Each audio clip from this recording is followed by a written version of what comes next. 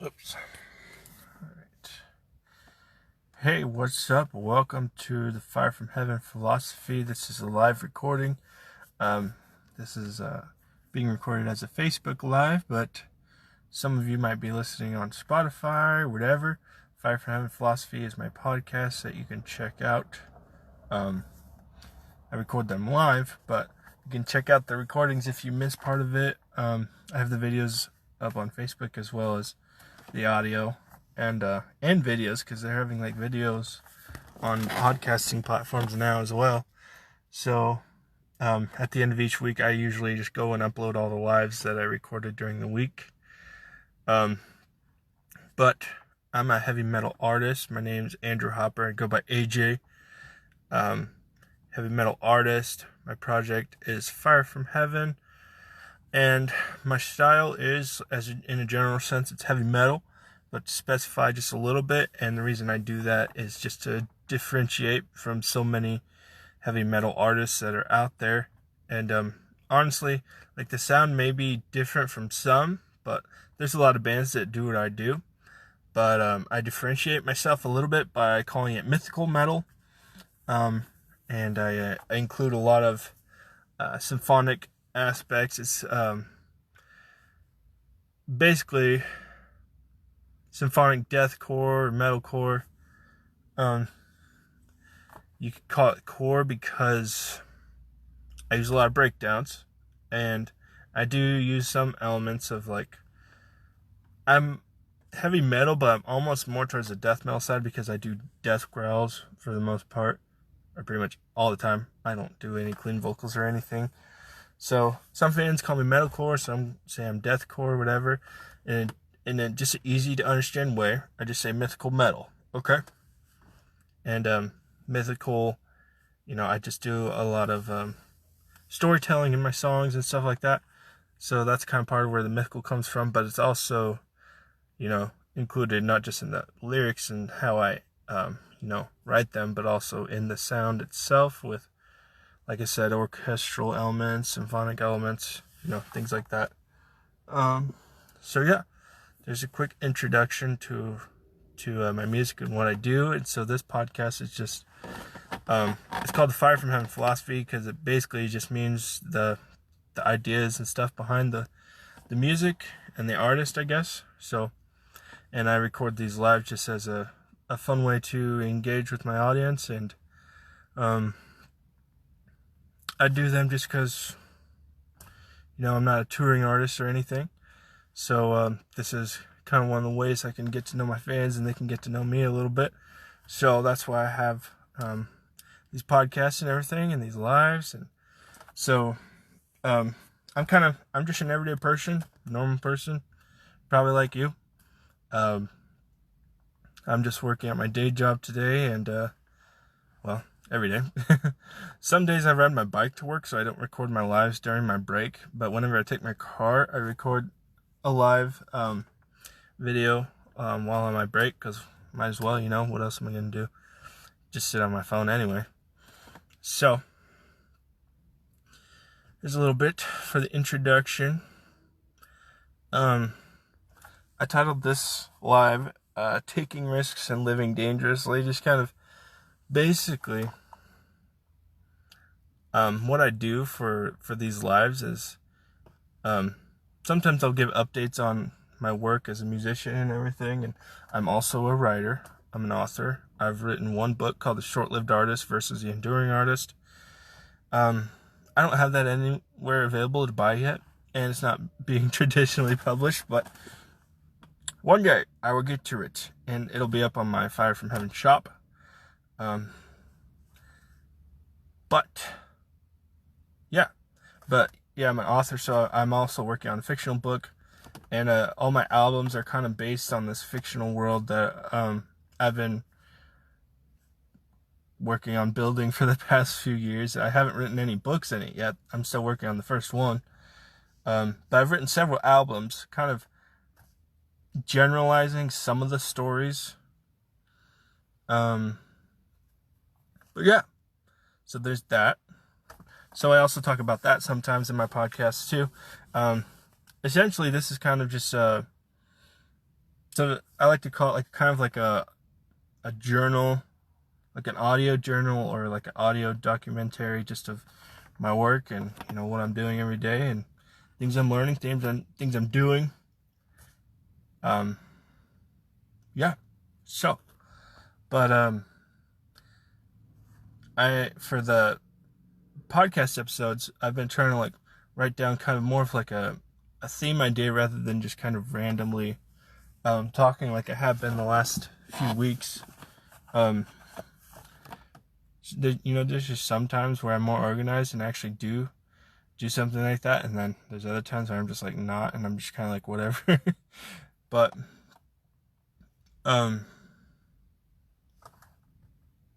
where was it going with that? Oh yeah.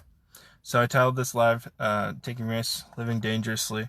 That's just kind of one of the writing prompts I have, and I just have like a Google Doc where I just write a bunch of writing prompts and stuff like that for these lives and podcast episodes. So, that's basically just a prompt for something to talk about. So I was going to talk a little bit about just like kind of my life philosophy, I guess. And when I say philosophy, I don't mean like the complicated thing that's all about ethics and stuff like that. I mean, there's nothing wrong with that. But when I say philosophy, it's kind of like from where the word actually came from, which is philosophia, which means the love of wisdom. And also means set of ideas, behind a certain thing or whatever. So that's why I say this is like Fire from Heaven philosophy, the set of ideas behind the music. But it's also kind of this, it's just a journey of life. And part of my life is my music and, my other works like my books and stuff. So this is just a journey.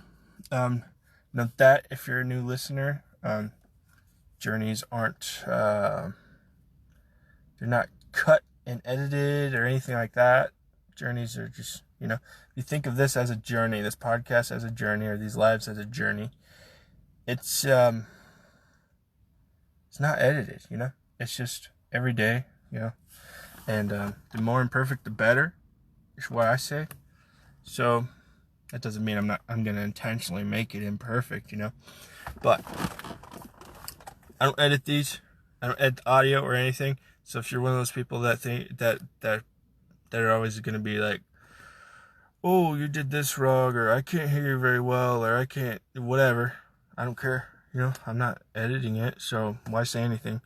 If you're the kind of person that's bothered by that, you probably should just find someone else.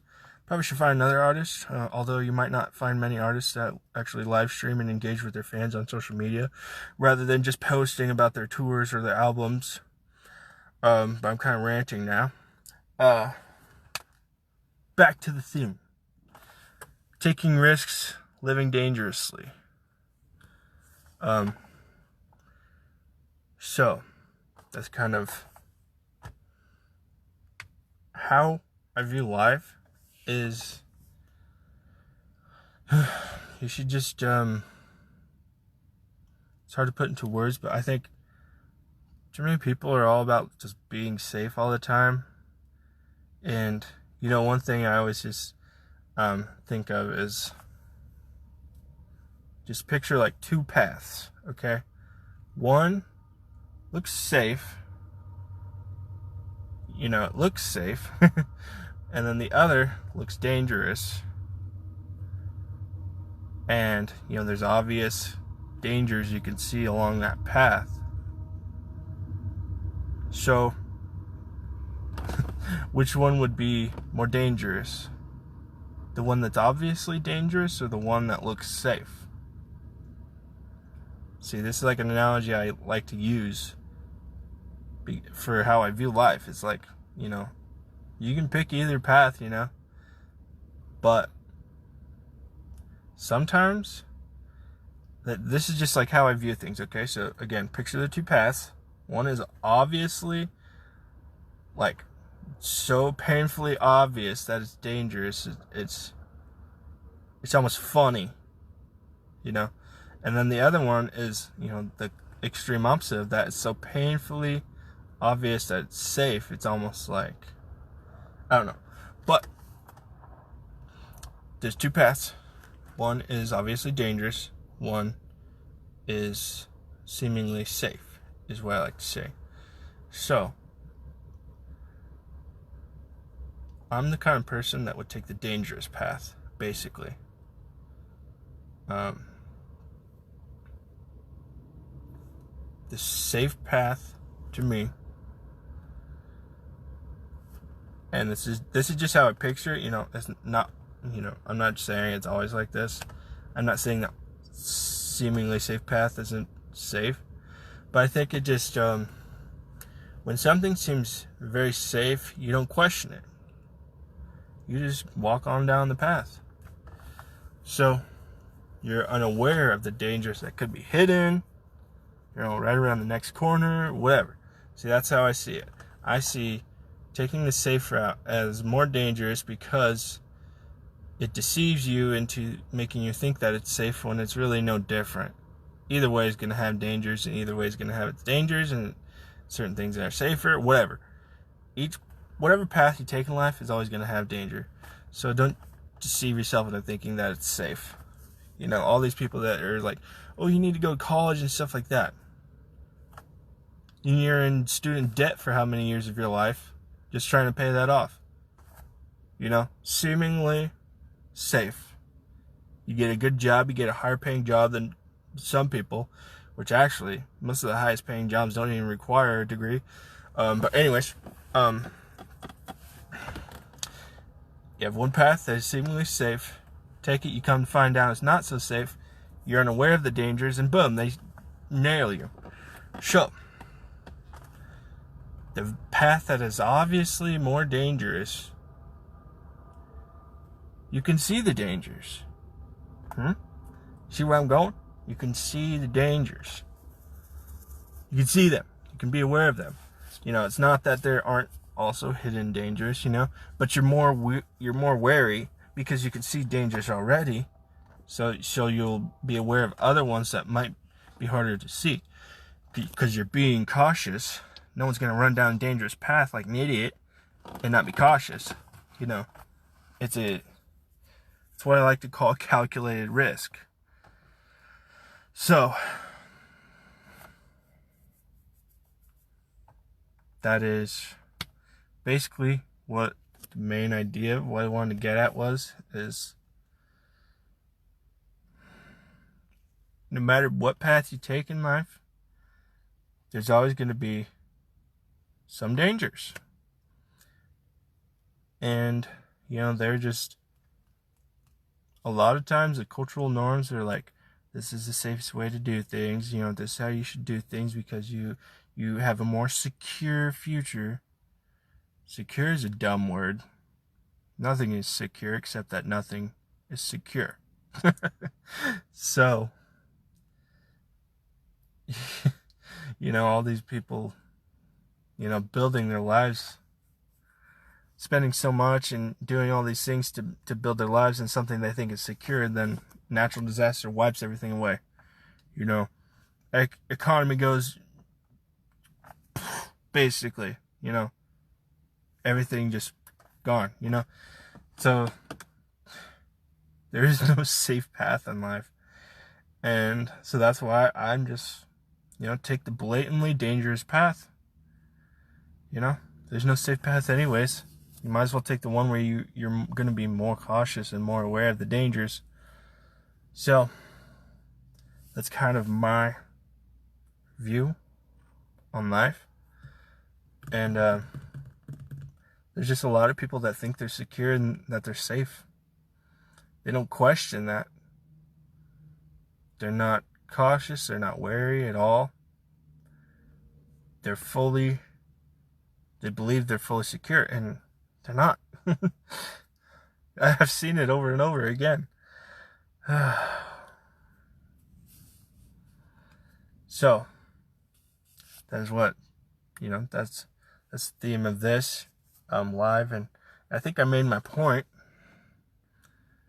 I still got about 10 minutes, so yeah.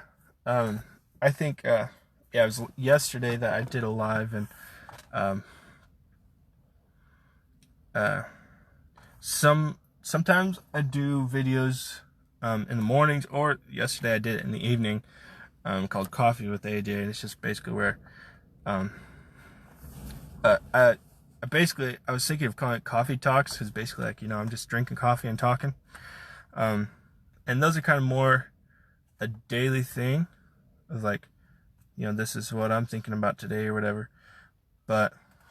or just something I learned today. So it could be like, if I do that at the end of the day, maybe it's better, because I haven't even been waking up lately, all week early enough to, like, do a live, or hardly even freaking make my coffee. But yeah, yesterday I was given an album update, and I guess, I could give one now real quick. I'm just checking the time. I have my artist working on new album art finally, and I feel like when I first started doing these, the Fire from Heaven philosophy, like the beginning of this year, I was talking about the art for the new album. It's like finally, like, getting worked on. So I'm excited about it, because I think it's gonna be sick. One thing I could rant about, honestly, is like artists.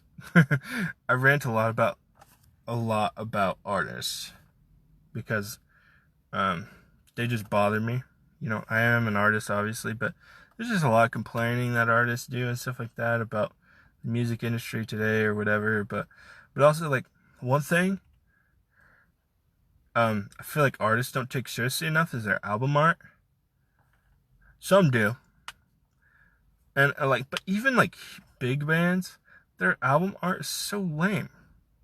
And maybe it's because I have this preconceived idea of it should be epic looking, and stuff like that. Maybe that's just because, and that's my style. I like the epic fantasy stuff. But album art today is, like, always so lame sometimes. So this, like, I invest into my art. I think I don't do a lot, but I think it's pretty important, and it's gonna look sick. Okay? So if you're in a band, make your album art look freaking sick, okay? It's like a book cover, They always say you shouldn't judge a book by its cover, but everyone does. So make it awesome. And hopefully you guys will think my album art is awesome. Also updated my logo a little bit, and I think I might share it later today. See what people think. Didn't change a whole lot, just kind of switched some things around to make it look a little bit cooler, just for the new album update. I like changing things up a little bit with each album.